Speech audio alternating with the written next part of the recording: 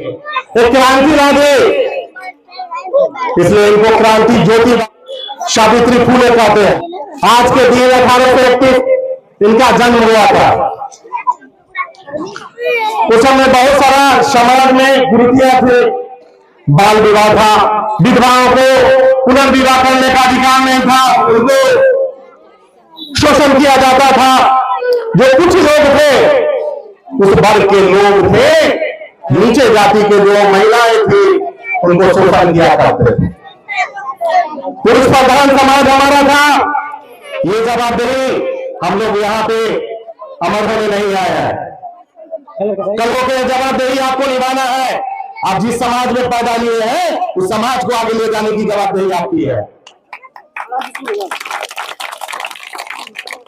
आज हम लोग को भी बहुत सारा काम धाम है, लेकिन उस छोर को कहीं ना कहीं बाबा साहब का सपना है, सावित्रीबाई फुले का सपना है, उसको कहीं ना कहीं साकार करने के लिए हम लोग लगे हुए हैं। हमारे जैसे बहुत सारे साथी हैं। आप मान के चलिए कि सावित्रीबाई फुले का बाल विवाह का प्रथा था। 9 वर्ष की आयु में इनकी शादी हो गई थी। उस समय महिलाओं को बोलने का अधिकार नहीं था, कहीं कुछ करने का अधिकार नहीं था। वो 1831 आप याद कीजिए, वो 1848 याद कीजिए। 9 वर्ष के आयु में इनकी शादी हो गई। ज्योतिबाई फुले के साथ, महात्मा ज्योतिबाई फुले के साथ इनकी शादी हो गई। लेकिन सबसे अच्छा बात था इनके लिए क्या, सावित्रीबाई फुले के लिए, कि ज्योतिबाई फुले उस समय पढ़े लिखे व्यक्ति थे, पढ़ाई करते थे। और आपको जान के आश्चर्य होगा, ये सब इतिहास कहीं आपको मिलेगा नहीं। कुछ छंद लोग जो है इस इतिहास को उजागर कर रहे हैं, कहीं ना कहीं इस चीज को जगह जगह जंगल तक पहुंचा रहे हैं, हम लोग तक पहुंचा रहे हैं, हम लोग आप लोग तक पहुंचा रहे हैं। जब उनकी शादी हो गई तो उस समय जो ज्योतिबाई फुले पढ़ाई क्या करते थे, तो हिंदू ग्रंथ सब था, उसकी पढ़ाई करते थे। अभी आप बच्चों ध्यान देंगे, आप लोग अभी पढ़ते हैं, मैथ्स पढ़ते हैं, विज्ञान पढ़ते हैं, सोशल साइंस पढ़ते हैं, इंग्लिश पढ़ते हैं। उस समय ये पढ़ाई नहीं थी। सोचिए वो कौन सा जमाना था। वहां से निकल के सावित्रीबाई फुले आई, और सावित्रीबाई फुले ने ज्योतिबाई फुले उनको जो है शिक्षा दी है। और आपको और भी आश्चर्य होगा कि 17 वर्ष की आयु में उन्होंने पहला स्कूल का निर्माण किया, सावित्रीबाई फुले ने। जब वो स्कूल का निर्माण किए, समाज में बहुत विरोध हुआ, बहुत विरोध होने लगा कि महिलाओं का पढ़ने का अधिकार नहीं है। और जो मजबूत थे, जो ऊंची जाति के जो लोग थे, जिनको हर चीज पर अधिकार था, वो लोग भी नहीं चाहते थे कि अगर शूद्र दलित की महिलाएं अगर पढ़ लेंगे, अति पिछड़ा वर्ग की महिलाएं अगर पढ़ लेंगे, तो ये तो हम लोगों का बात सुनेगा नहीं। इसलिए इनका विरोध हुआ, जबरदस्त विरोध हुआ। और इनके घर वाले थे, उन पर भी जो है सामाजिक रूप से जो है दबाव बनाया गया कि या तो तुम जो है सावित्रीबाई फुले को ये पढ़ाई लिखाई का जो कार्यक्रम है इसको बंद करवाओ, और नहीं तो इसको गांव से हटवाओ। और उनको जो है घर वालों ने घर से निकाल दिया। याद करो, आज लोग कहता है कि हिंदू मुस्लिम जो है लड़ो कटो मारो, नहीं। अगर उस समय कोई अगर सहारा दिया तो वो एक मुस्लिम वर्ग की महिलाएं थे, जिनका फोटो आप देखते हैं, फातिमा से। तो जोरदार ताली इनके लिए होनी चाहिए। मैं सारी बातें इसलिए बता रहा हूँ, बच्चे आप लोग को भी, महिलाएं आप लोग को भी ध्यान दीजिए, इसलिए बता रहा हूँ कि आपका जो इतिहास है, आपका जो महापुरुष है, उसके बारे में आप जाने। ये फातिमा से कि इनको हर तरह से सहयोग दिए, और जब उनको घर से निकाल दिया गया तो अपने घर में रखे, और इसी घर में रखे जो है उन्होंने स्कूल का निर्माण किया। और वो स्कूल का जब 1848 में निर्माण किए तो उस समय मात्र जो है 9 बच्चियां थी, मात्र 9। हम आप लोगों को आह्वान करना चाहेंगे कि महिलाओं से भी आह्वान करना चाहेंगे कि आप 2-4 महिलाएं भी एक जगह आके आप चर्चा कीजिए। वो चर्चा चलती है, उससे कल्याण नहीं होगा, लेकिन ये चर्चा कीजिएगा तो आपके समाज और बच्चियां का कल्याण जरूर होगा। सिर्फ चर्चा में कुछ नहीं रखा हुआ, ये भ्रम है। चर्चा करना है, बाबा साहब का चर्चा कीजिए, भीम चर्चा कीजिए, ज्योतिबाई फुले का चर्चा कीजिए, सावित्रीबाई फुले का चर्चा कीजिए। इससे प्रेरणा मिलेगी आपको, आत्मविश्वास बनेगा। और एक चीज याद रखिएगा कि जब तक आपका आत्मविश्वास मजबूत नहीं होगा, आप आगे नहीं बढ़ सकते हैं।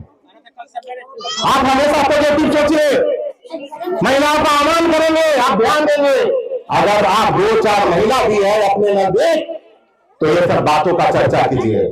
आप याद कीजिए, सावित्रीबाई फुले महिलाओं के लिए वरदान है। उस समय उनको हर तरह से रोका जाता था। आज आप सोच लीजिए कि अगर कोई स्कूल है, स्कूल में अगर कोई मास्टर अगर पढ़ाने जाता है, उसको वेतन नहीं मिलेगा, तो हमको नहीं लगता है कि आगे वो प्रयास करेगा कि हम स्कूल में पढ़ाए, बच्चों को शिक्षित करें। ये आज का दौर है जिसमें हर सुविधाएं संपन्न है, कोई चीज की कमी नहीं है। आज एक गरीब आदमी भी है तो 2 चक्का मोटरसाइकिल जरूर रखे हुए है घर में, तो कहीं ना कहीं उसका भी विकास है। और वो मोटरसाइकिल के बारे में सोचता है, लेकिन शिक्षा का क्या महत्व है जीवन में, इसके बारे में मजदूर नहीं सोच पाता है। जब सावित्रीबाई फुले, बच्चों ध्यान से सुने, हल्ला नहीं कीजिए। जब सावित्रीबाई फुले पढ़ाने के लिए स्कूल जाते थे, तो उनके ऊपर पत्थर फेंका जाता था, गंदी गंदी बातें बोला जाता था, गोबर फेंक दिया जाता था। और जब उनके साथ इस तरह का व्यवहार होता था, फिर भी वो हार नहीं मानी। एक दिन जुटेबाई फुले से अपना चर्चा के किस तरह की बातें होते, तो उन्होंने उनको 2 साड़ी रखने का सुझाव दिया और उन्होंने दिया भी। एक साड़ी पहन के जाती थी, जब गोबर माटी सारा चीज से जो है वो गंदा हो जाता था, उनके देह पर फेंका जाता था।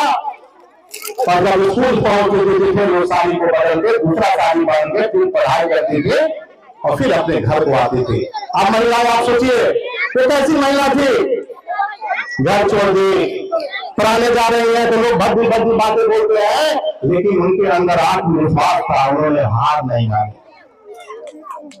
और धीरे धीरे 1852 में उन्होंने 18 स्कूल का स्थापना किया। 18। आज एक स्कूल में अगर पढ़ाई है, खर्चा है, तो लोग उसको नहीं झेल पाता है। लेकिन सोचिए वो कैसी महिला थी, वो कैसे महात्मा थे ज्योतिबाई फुले, जो दोनों आदमी मिलके कहीं ना कहीं समझिए कपल के लिए भी, एक पति पत्नी के लिए भी ये संदेश है कि वो कैसे पति पत्नी थे जो समाज के लिए समर्पित थे, और समाज के उत्थान के लिए, महिलाओं के उत्थान के लिए, बच्ची के उत्थान के लिए उन्होंने अपना सारा जीवन समर्पण किया। 18 स्कूल खोले, और वो 18 स्कूल के बाद वहीं पर ही नहीं रुके। वो समाज में बहुत सारी कुरीतियां थे।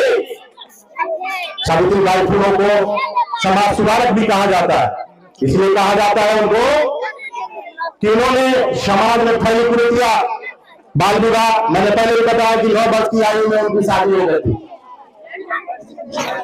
बच्ची होती है एकदम उस समय उनकी शादी हुई थी। तो बाल विवाह हो, सती प्रथा हो, विधवा का शोषण होता था। इस शादी प्रथा के विरोध भी उन्होंने कविता भी लिखी। इसके बाद 1890 में ज्योतिबाई फुले का निधन हो गया। ये अकेली पड़ गई, सावित्रीबाई फुले अकेली पड़ गई, लेकिन उन्होंने उस समय भी हार नहीं माना। और उस समय का प्रथा था कि अगर किसी का मर्द मर जाता है तो उसके बाल बच्चे हैं वो उनको मुखाग्नि नहीं देगा, लेकिन उन्होंने उस प्रथा को तोड़ने का काम किया। जब ज्योतिबाई फुले जब उनका देहांत हुआ तो उस समय जो है मुखाग्नि देने का काम सावित्रीबाई फुले ने किया। और जितना भी जो बैठक का कार्यक्रम था, स्कूल का जो संचालन का कार्यक्रम था, फिर से जो है सावित्रीबाई फुले अपने हाथों में लिए और 1992 में एक उन्होंने काव्य लिखा और उस काव्य से समाज में बहुत सारी कुरीति है उनको दूर करने का कार्य और सहायक हुए। 1896 में फिर एक भारत में बहुत बड़ा काल आया, उसमें लोगों का वो सहायता की। 1897 में फिर महामारी आ गया भारत में, समझिए कितनी विपदाएं है। जगह जगह जो है उसके इलाज के लिए वो अस्पताल जो है से खोल के उनका इलाज करवाती थी, उनको हर समय देखभाल करती थी। और ये प्लेग का जो महामारी हुआ उसी देखभाल करने के कारण वो भी सहमति हो गई, उनको भी प्लेग का जो है से रोग हो गया और उसके बाद उनका भी जो है देहांत हो गया। और वो हम लोग के बीच वो समय जो है उनकी मृत्यु हो गई। तो ये इनका इतिहास है।